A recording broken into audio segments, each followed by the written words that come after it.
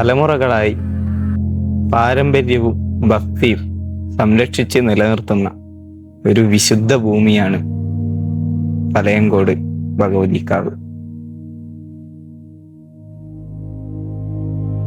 ക്ഷേത്രത്തിനെ പറ്റി, ചടങ്ങിനെ പറ്റി പറയുകയാണെങ്കിൽ ഇവിടെ ഉത്സവം തുടങ്ങുന്നത് കുംഭം 16 മുതലാണ്.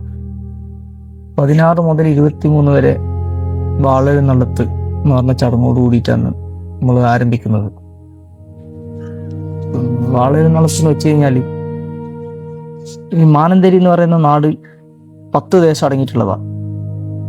ഈ 10 ദേശത്തിലും ഉള്ള എല്ലാ വീടുകളിലും ഭഗവതി നേരിട്ട് പോവുകയും ഉത്സവത്തിന്റെ ഡേറ്റ് പറഞ്ഞ് ക്ഷണിക്കുകയും ചെയ്യുന്ന ഒരു ചടങ്ങുണ്ട് ഇവിടെ.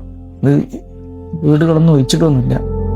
പണ്ട് ആദ്യം തെയ്യം തുടങ്ങിയ കാലത്ത് 32 വീടായിരുന്നു ഉള്ളത്. ആ 32 വീട്ടിലും വാളെഴുന്നള്ളിച്ചു പോയി ഈ ഭഗവതിയുടെ തെയ്യം ക്ഷണിക്കുമായിരുന്നു. അന്ന് 32 വീടുള്ളത് ഇന്ന് 2000-നടുത്ത് വീടുകളായി. എല്ലാ വീടുകളിലും ജാതി ഭേദമന്യേ എല്ലാ വീടുകളിലും പോയി ഡേറ്റ് പറഞ്ഞ് ക്ഷണിച്ച് 23-ാം തീയതി അടിയറയോട് കൂടിയിട്ടാണ് കാവിലുള്ള ചടങ്ങുകളെ ആരംഭം വരുന്നത്. 23-ാം തീയതി തേങ്ങയാളുന്നതും കാവുകളായിട്ട് കാവിലേക്ക് എത്തിച്ചു കൊണ്ടാണ് ഉള്ള ചടങ്ങാണ് അടിയറ എന്ന് പറയുന്നത്. കുംഭം 24-ാം തീയതി നട്ടത്തറ, ഭഗവതിയുടെ തോറ്റമ്പാട്ടും ബാക്കിയുള്ള ചടങ്ങുകളും എല്ലാം ഉണ്ടാവും. അത് കഴിഞ്ഞിവിടെ തറവാടുണ്ട്, കമ്പിളി എന്ന് പറഞ്ഞിട്ട്. ഈ കമ്പിളിയിൽ പിന്നെ വൈക്കലശക്കാരൻ്റെ ഒരു ഉറയലുണ്ട്, പ്രത്യേക ചടങ്ങാണ്. വേറെ എവിടെയും അങ്ങനെ ഞാൻ കണ്ടിട്ടില്ല. അത് കഴിഞ്ഞിട്ട് പിറ്റേന്ന് കുളിച്ച നടത്താം. കുംഭം 25-ന് രാത്രി കുളിച്ച നടത്തിയുടെ മേലേക്കാവുന്ന കുളിച്ച നടത്തി താഴേക്കാവിലേക്ക് വരികയും ചെയ്യുക.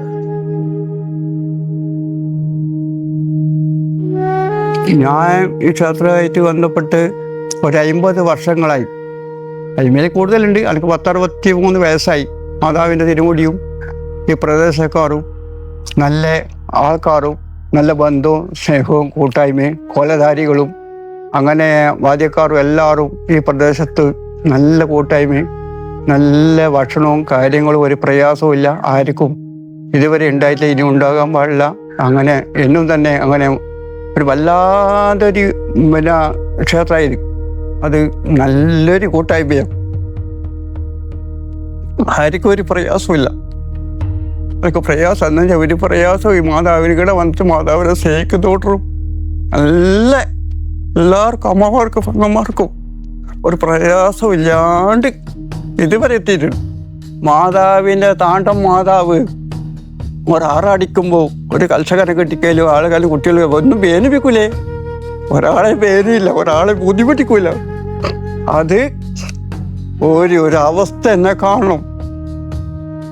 പലയങ്കോട് ഭഗവതിക്കാവിലെ ആ പഴമയും തനിമയും ഇന്നും കാത്തു സൂക്ഷിക്കാൻ ഇവിടെ കോലം കെട്ടിയാടുന്ന ഞാനടക്കമുള്ള കല്ലാടിമാർ എന്നും